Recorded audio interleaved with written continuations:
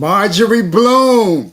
Listen, guess who she's blaming? She is blaming the bank for $661,000 of her life savings being taken from her. But guess who's really responsible for sending the money to the scammers? She is. So today we're going to have a conversation about how this lady spent almost 1 month, 5 transactions, sending over $661,000. It's a wild story. It's a cautionary tale about almost a situation where you almost cannot trust the elderly people to be answering phones. You cannot trust them to go on the internet. It's a scary time, man. I mean, this happened 2 years ago where this lady's spending time surfing on the internet, right? And all of a sudden her computer comes to a halt and she has a pop-up message that says, hey, call us for technical support. Your account may be compromised. So when she does that, what happens is she calls the number, and when she gets on the phone with the people tell her, hey, listen, we think that there's some people who are compromising your account. Who do you bank with? And she says, oh, I bank with PNC, right? So then they transfer her. They said, okay, we're going to send you to the fraud department for PNC. And then he transfers the phone call over to his partner, and then his partner goes to work, oiling her up, right? Getting her set up in order for him to take her money. It's such a crazy story, man. And I could only imagine receiving a phone call from one of your parents only for them to tell you, listen, I think I made a big mistake. A big mistake. But it took her a month to reach out to her daughter and tell her that this even happened. So, I mean, who's really to blame? I mean, 1 month. So let me tell you what's going on, right? So here she is. She's being oiled up by this guy, and he's telling her, look, we think someone overseas is hacking your account. So what you need to do is you need to transfer your funds over to a safe account, and we're going to keep your funds from being transferred over. And all you need to do is withdraw the funds and then put them into the secure account. And then they're going to allow you an opportunity for you to retain your money, right? So she's going into the bank. Now, 5 transactions, $600,000. So that's safe to say maybe she's transferring, what, maybe $105,000 or something like that? Or something along those lines, right? My math is bad, right? 60 to 112, right? So $112,000. $112,000 is so messed up to even laugh, man. But look, so she's going to the bank, and what she's saying is she's blaming the people at the bank for not stopping her, right? So imagine a 75. She was 75 at the time. Imagine a 75-year-old lady coming into the bank and making a withdrawal of $100,000. Now, to the average person, I think over some time, you start to see somebody's account going down $100,000 over the course of a 1 month period, or $100,000 every week. You're going to say to yourself, maybe something's going on. But she's coming in there and she's withdrawing the money, and then she's taking the money and she's sending it to a signature bank out there in New York. And then they take the money and they move it to a Coinbase account, and the Coinbase account is attached to a crypto account profile or portfolio that's been created in her name on Coinbase. So the scammers create a fraudulent account with Coinbase with her name. So now she thinks that she's transferring it to a cryptocurrency on her behalf. So then they transfer it over there. And this is April 2021, right? So they move the money over there. The $660,000 is sent over there. Then the guy tells her, look, we're going to call you back. We're going to call you back, and then we're going to tell you about the next steps. So then she's sitting there in May. She's waiting for the phone call. She's like, okay, I remember the fraud investigator from PNC. He said that he was going to call me in May. You know, it was just a matter of time, and he'll tell me what to do. No phone call. She's sitting up there waiting. Can you imagine losing $661,000 or even being on the brinks of that money being lost, right? So you're sitting there and you're saying to yourself, man, did they take me? Did they get me? Or did they not? You know? So I could only imagine like the flush. Oh man, I hate to laugh. I could only imagine the flush feeling that I would feel. I could only imagine how my heart would feel if I just knew that there was a likelihood that all of my money was gone. Oh man, oh man. So here she is. 2017, she retired, right? She was a federal attorney for the U.S. government. 2021, the scam happens, man. And so, what would you do, right? You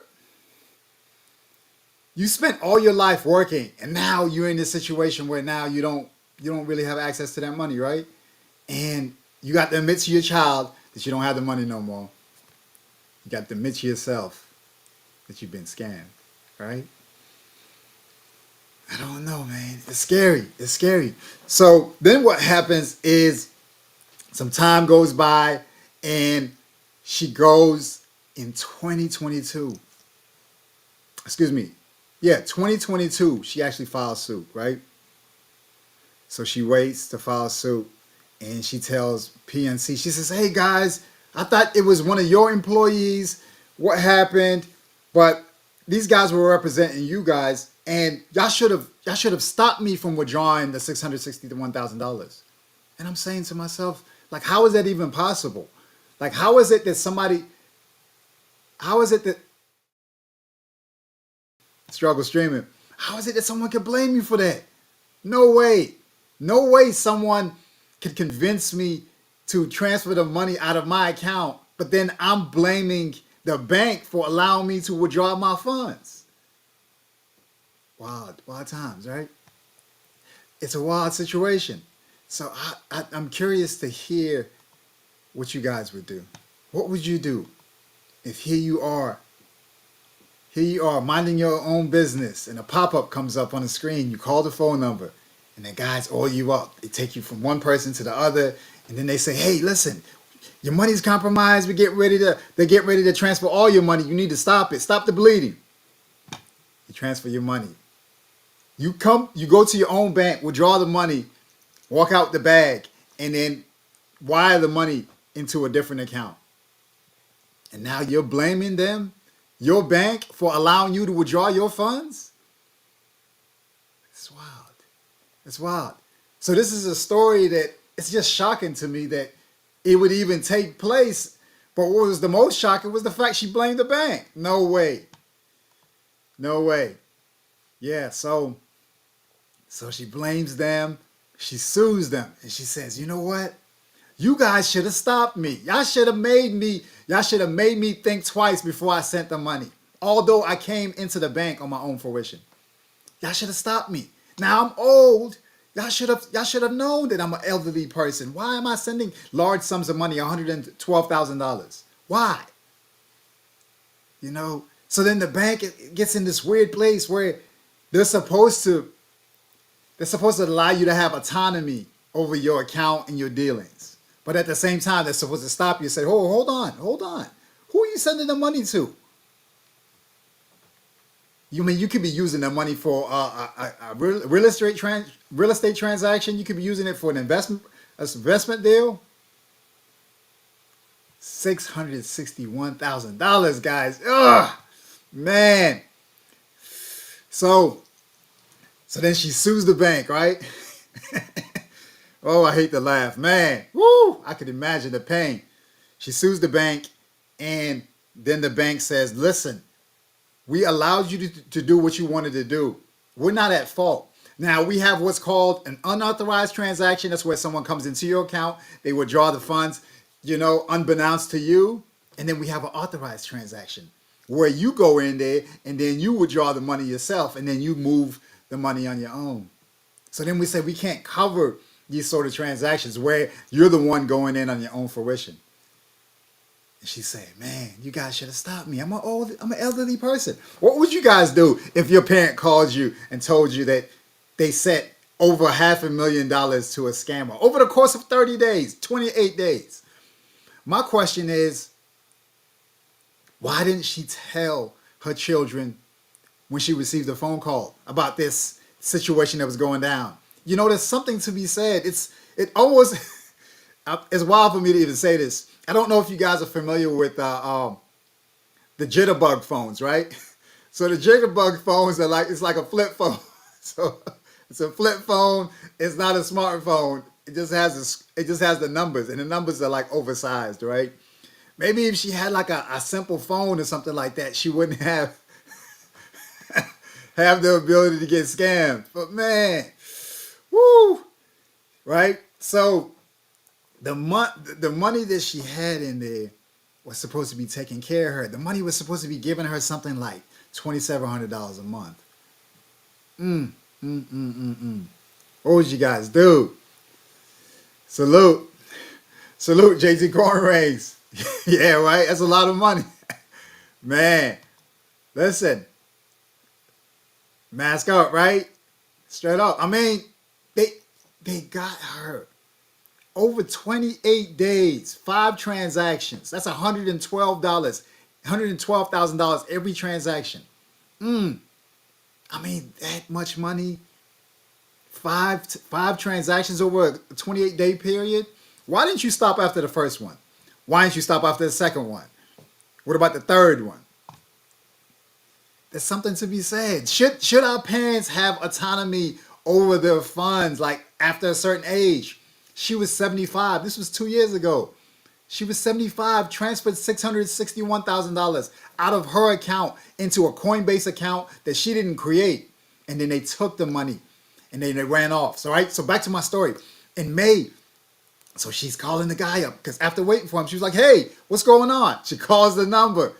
Beep, beep, beep, beep. Phone disconnected. Oh, man. Oh, that sick feeling you would feel. Oh, man. Boom. I feel her pain right now. Right? So then you have situation afterwards where everybody has playing Monday morning quarterback. Oh, you shouldn't have done this. You should have done this. You should have done it this way. You shouldn't have done it that way. Man, I don't think anything anybody can say can make me feel better about losing $661,000, man. I mean, her life savings. I mean, $661,000, is that a real life savings? I mean, she said that she was going to get something like $2,700 a month from that money. If that money was in the bank today, she'd be receiving about $2,700. Now she received Social Security and a bunch of other things in the pipeline. But man, JC Coyring said it, man. I'm sick for her. Okay, all right. So look. Let's finish with the story, right? There's a lot of stuff that happened. I'll put the article in the description, right? But let me tell y'all the wild thing that happened. So she sues the bank. She says, "Oh man, listen, you guys should not have let me get my hands on that money. Y'all should have said something. Y'all should have done something. Y'all should have stopped me. Y'all saw me pulling that money out." So then she takes them to court. She's in Maryland, right? Chevy Chase, Maryland, right? And her daughter actually works for CNBC, right? So she works for CNBC.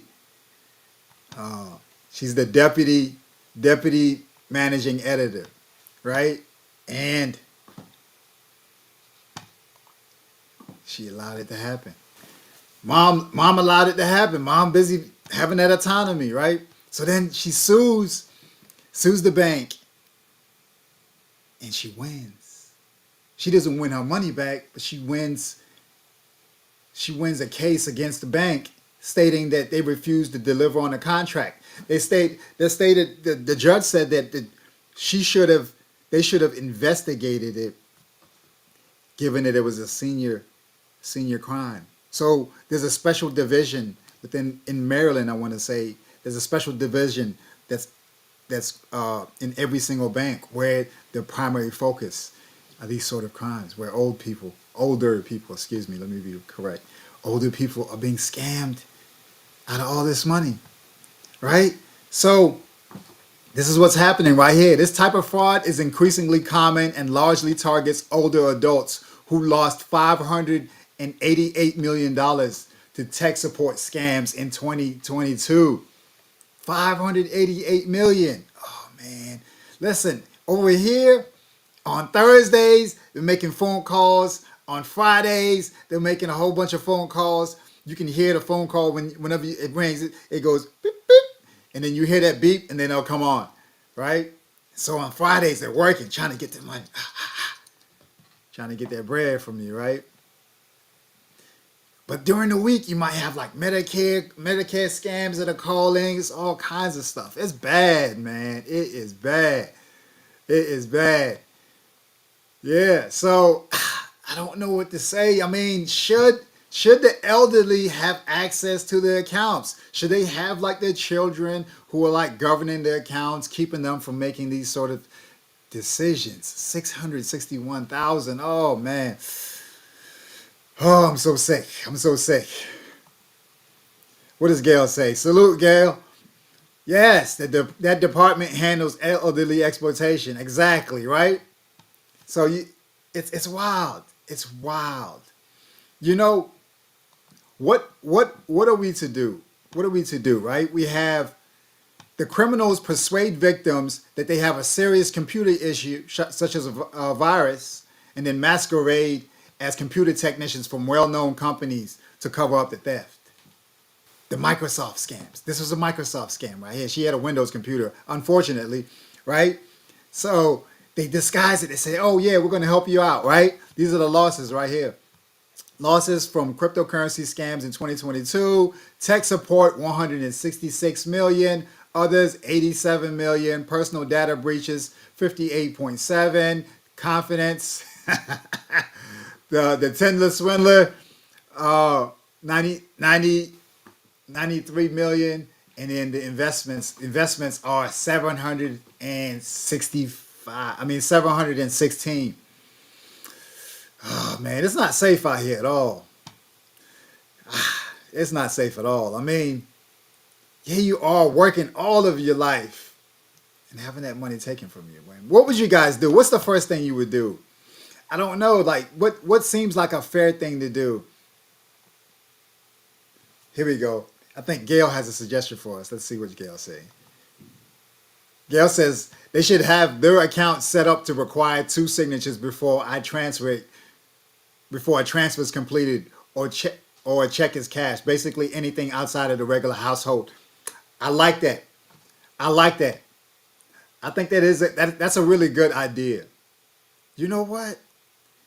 That's a good idea. You know, it's almost liken it to like a joint account. You know, like anything over maybe what, $50, $100. Because if you think about the payments, more than likely the payments might be auto draft, right? So they might not really need to have access to a lot of funds. But man, I like that, Gail. That's a really good idea. I wonder how common that is in the industry for those sort of accounts to be set up. Oh man, I'm so sick for her. All right, so look, the bank gets sued, right, for failure to deliver on a contract, right? You know, the contract that you sign with the bank saying that they're going to investigate any crimes and anything that's not of your own doing, then you're not going to be responsible for it. So she sues them and she wins. So then they settle for an undisclosed amount. So what's wild to me is, man, if I sued the bank for monies that I transferred to somebody, do I have the ability to get away with that? I mean, that's wild to me. The fact that she even won and she blamed the bank. Man. This is what she said right here. This is what she said. She says, the hours ticked by, growing nervously, and she eventually called the investigator. His number had been disconnected. She called PNC, but the bank didn't have a record of that employee. Nowhere to be found, bruh. Nowhere to be found. She said, all of a sudden, this grayness lifted. I realized I had been defrauded of everything. Oh man, the scammers. Listen, the scammers work hard. Right? What do you say? That's hard to come back from, right? Man, at 75, losing $661,000 at 75. Now, she felt guilty. She feels guilty because now she felt like she can't leave that money to her children. I mean, $600,000. I mean, I don't know how much of that you can really leave to your children, especially if she's like a traveler, so she likes to be in the air and go to this place and go to that place. If anything, she was probably the most heartbroken about not being able to travel. Like she identified with being a traveler. Funny story. A year later, right? Last year, 2022. So after she had been scammed, after she had sued the bank, so she books a trip to North Dakota or something like that. She makes it all the way there. And right as she was getting ready to go on her excursion, she seized up and like the right side of her body like locked all the way up because she was nervous that she was getting ready to spend some money. Woo, man. Can you imagine? Like the anxiety, the trauma, the PTSD.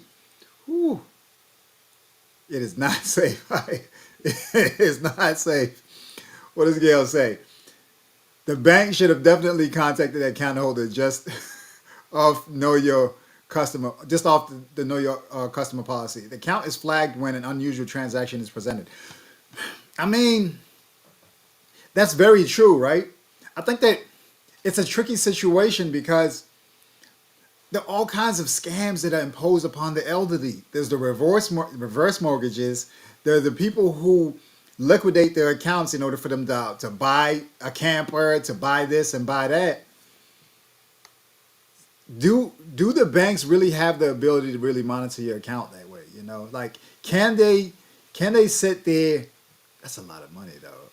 That's a lot of money. 112. I mean, it's safe to say that it's either two things. Either she took out money every single day for 5 weeks, right? Total of 28 days, right? Or 28 days is what? Is that 4 weeks? 4 weeks, excuse me. 4 weeks, right? So it's 4 weeks. It was 4 weeks, and she transferred the 28,000. Maybe she would draw money every single day for 4 weeks, man. But oh man, I don't know what to say, man. I'm just disgusted just thinking about it. Yeah, I think that they should have known that was an abnormal amount of money to be moved. I don't know. I almost feel like in these situations, you're right. Yeah. Salute. Gail, I appreciate you coming through. Yeah, guys. But yeah, that's what I wanted to bring to you guys' attention, man. Like, I like Gail's idea of having two authorizers for a given transaction amount. I like that. I like that. What would you guys do? You know, they say that this is what they say. They say that the average 65 and older person has about $232,000 in their account. That's what they're saying. So they're saying, so it's safe to say she had 3 times that. So she was doing above average work out here, man. Oh man, I'm sick for her, man. And it thankfully enough, she was able to maybe get that undisclosed amount from the settlement with the bank. But is the bank going to actually give you anything comparable to that $661,000? Oh, I don't know, man. I don't know. And you know, this situation makes it hard to even answer the phone, right? Now, you have all these scammers. I have all these scammers. Now you have AI and you can't even answer the phone. They might do deep fakes, have people answering the phone thinking that it's you and having full-fledged conversations, and then, you know, you're conveying to someone that you want them to do this and you want them to do that, but it's not really you saying it. I mean, there's all kinds of scams out here, man. So even when I answer the phone, I can't even use my voice, so I have to answer it in an unorthodox manner in order for it to actually, in order for me to verify that it's actually a real person and not some kind of scammer trying to record my voice, right? So this is what they say, right? This is what they say. They say, oh, excuse me, my bad, struggle streak. Nearly 18,000 Americans over 60 have reported being victim of tech support scams, right? More than that, it says the average person lost $33,000, though losses exceeded over 1 million in some cases. Oh my God! Oh my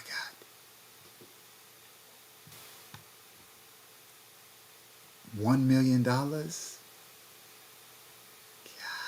damn! Listen, her computer froze. You think if she would have had a Mac, her computer would have froze? God dang. Woo, man. Sometimes I celebrate having a Mac. Sometimes, because like they say, a lot of the hacks are more apt to happen, or the viruses are more apt to happen on a Windows computer than it is a Mac computer. But Mac computers get targeted too now. Don't be fooled. This is what he said. This is what he said. Look. He says when Bloom told him she banked with PNC, the engineer, who was really a con artist, transferred her to his accomplice, and the man convinced her that 29,000 was coming out of her account. It was flowing right now. Come on, Marjorie, come on. That money is getting ready to come out right now. You got to act now. I can imagine. Woo, I can imagine. Man, an older lady hearing that 29,000 is coming out of her account. Oh, man. I'm sick for her. All right, guys. But that's it, you know. So the one silver lining in this one case, right, is this. This is a silver lining. Here she is. Look at her. She's a nice lady too, right? I think that she's a nice lady. She just fell victim to it. Look at her. Enjoying a cold one. It's 2019 when she was in Vietnam, right? Before she was defrauded, right? But this lady likes to travel, man. Like, these are supposed to be like your golden years, and 661,000, bro. Come on. No way. This is what her money was comprised of, right? So she received an inheritance from her parents of $400,000, right? And then she liquidated an annuity for $200,000, right? And this is the amount that she was expecting to get, $2,700. I mean, she had it wrapped up. I'm gonna be traveling. I'm gonna be climbing Mount Everest with my people. It's gonna be good, man. Come on, Marjorie. Where were your children at, Marjorie? Why did you spend 28 days sending those funds? Dang, Marjorie. Come on, guys. Yeah, I like Gail's idea, man. It's really true. Like, at what point? I mean, and she's a sharp woman. It's not like she was like senile and she didn't have the ability to really reason. Oh man. Like, oh, you think so? JT Corwins thinks that they gave her 250,000. Oh man, I don't know. 250,000, I guess. Yeah. That'd be fair. FDIC. I mean, I don't know. A bank account insured by FDIC will cover up to 250, so they do and reimburse her. That may be the cap. Yeah. Listen, Gail, this is gonna be a documentary. If not a documentary, it's definitely gonna be an episode of American Greed. Listen, got to be more careful. Got to be more careful. I've even had to call the bank. I received a text message saying, hey, here we go, bank account funds are being transferred out of your account. I had to get on the phone with them, call them up myself. Hey, listen, I just received a text message saying that stuff is going on with my account. Is this really true? And then they told me, no, this is a scam. It's a good thing you called us and you didn't click on the link in the text message. Even you know where you guys tap to pay, right? I remember at a certain time, like last year, you tap to pay, you tap with your phone, or it was usually tapping with your phone. You tap with your phone. Not too long after you tap with your phone, within like 30 minutes, you get like a text message from like a strange person. So these guys are even like hijacking the tap to pay places too. It's wild. So the more technology that we have, the more sophisticated the scammers get. The more sophisticated. It's so unfair. Right? So this is what happened right here. So listen to this. Listen to this. This is a story for sure for made for TV documentary, some kind of American greed story. Here we go right here. So Bloom's case, she made the real this is what they were talking about, authorized and unauthorized, right? So in her case, she made the transfers herself, right? Even a victim duped by scammers are generally considered authorized, right? Carla Sanchez Adams, she's a senior attorney for the National Consumer Law Center, right?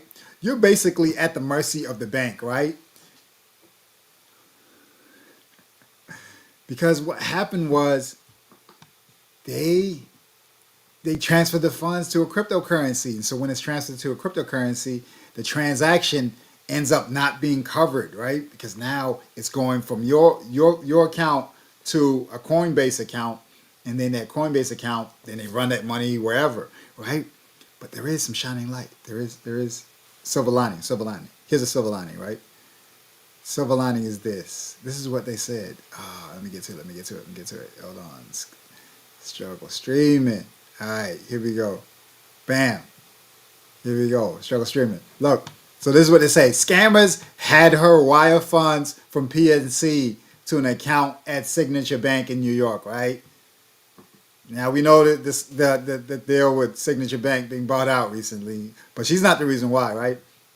So according to the lawsuit, her money was transferred to an account on the cryptocurrency platform Coinbase, where scammers created an account on her behalf. This is what I just said, right? And it was moved to an offshore account on the Binance crypto trading platform in the Cayman Islands. Thieves have successfully used crypto to steal increasing amounts of money across all internet scams, right? Right? But this is what happened right here. Let me get to it.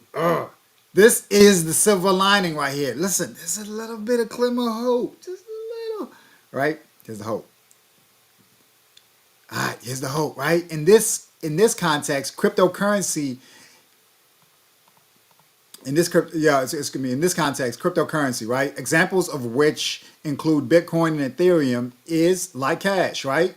It's just another way to move money from point A to point B. But crypto offers new advantages for thieves who transfer and launder illicit proceeds, said Patrick Wyman, chief of the FBI's virtual asset unit, right? Wyman is not involved in this specific report, but this is what he says, right? For one, using crypto is an easy way to move large sums of money across borders very quickly without having to engage financial institutions. Look at that. That already looks sketchy right there, right? I wouldn't even mess with that, right? But right, this is it. Another benefit for scammers is that the crypto offers them a level of anonymity, and criminals use the digital assets to obfuscate the real identity, which by the nature of crypto transactions is difficult, if not impossible, to assert. However, look at this. However, unlike the traditional financial transactions, which are private, all crypto transactions are recorded on a ledger or public blockchain. So while law enforcement may not be able to learn the identity of the perpetrators, they can generally trace the flow of money. Look at this, look at this. In April, the U.S. Department of Justice seized more than $112 million of virtual currency linked to crypto investment scams, and the assets were seized from 6 accounts, one of which had $66.4 million tied to wire fraud scams. And this is what it is right here. This is the silver lining right here. To me, like, this gives just a little bit of hope, for Miss Marjorie Bloom. This is what they say, right? Mr. Wyman says he encourages victims to report the fraud to the FBI's Internet Crime Complaint Center as soon as possible. It generally gets harder to recoup the money the longer the victims wait, he said, right? And this is what they said. They said that Bloom reported the theft to the FBI and her case remains open. She's not optimistic about her chances of recovering money via the law enforcement efforts. Even if the authorities are successful, she expects it will take years. I oscillate, she said, of her reflections of the theft. That lady is sitting up there. She's like, man,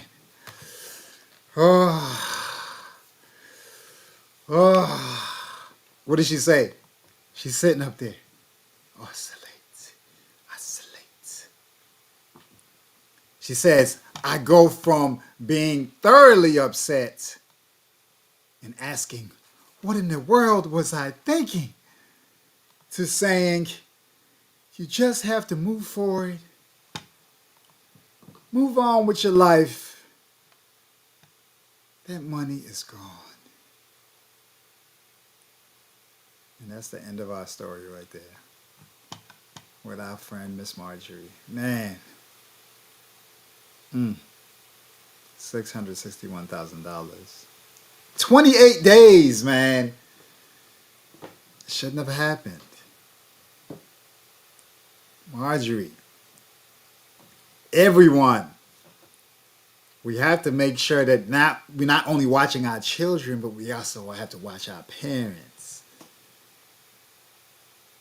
That lady moved $112,000 potentially every week. 5 transactions, $661,000. Sitting by the phone.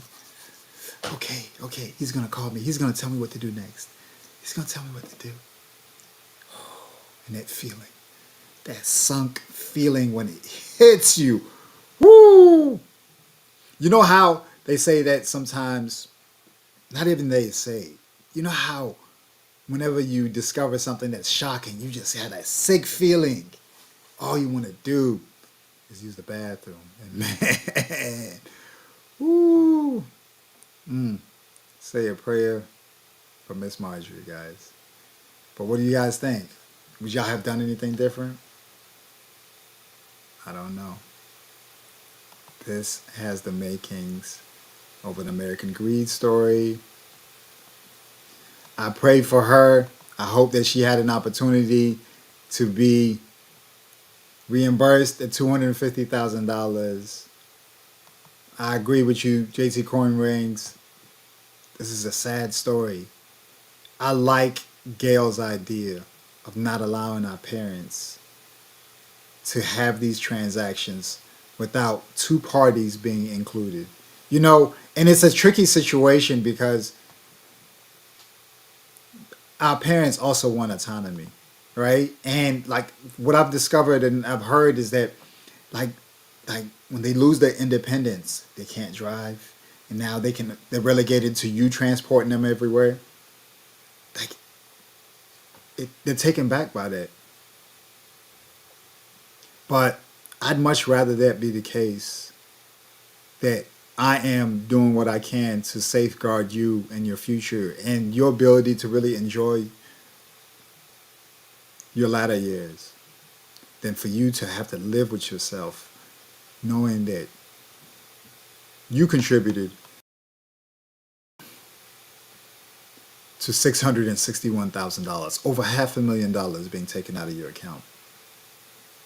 And I think this is something that could have been resolved by having two people who are required in order for the transactions to happen. I don't know. I am definitely sad for her, and to hear that this year, it was this year when it was announced that she was awarded this money. Let me see if I can pull it up. A law firm. April of this year, guys. April of this year. I'm going to show you guys this, and then I'm going to let you roll. Oh, come on. Let's go. Here we go. Here we go. March 3rd. Groundbreaking decision allowing to proceed with her lawsuit.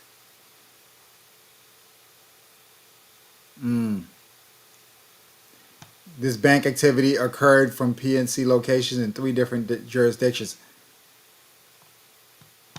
Ms. Bloom ordered all 5 wire transfers in person at PNC branches, where she interacted directly with PNC consumer banking personnel who observed her, reviewed her account information, and processed each wire transfer. All of the transactions were completely inconsistent. Like Gail said, completely inconsistent with her previous transactions. Suddenly, a checking account that had been used for everyday purchases was being used to receive and quickly wire hundreds of thousands of dollars. I'm going to leave this in. I'm going to leave this in the chat, guys. I'm going to leave this in the chat, man. At least somebody saw it. This situation as being not only her responsibility. If this was completely facilitated by a bank employee, then somebody else had an opportunity to observe. But I mean, I don't know. People maybe are too busy. They don't have an opportunity to consider. They could have looked at her and saw she was sharp and said, oh, this woman is not getting scammed. She doesn't seem like she's senile. She has it together. I don't know. But that concludes our conversation, guys. Please let me know what you think in the chat. What would you do different? What should we do? Should we allow parents to have autonomy, or should we require 2 transactions in order for the transactions to take place? Beyond that, I appreciate y'all for coming through. Consider subscribing to the channel. Consider leaving a like. I appreciate y'all for checking me out. Until next time, peace.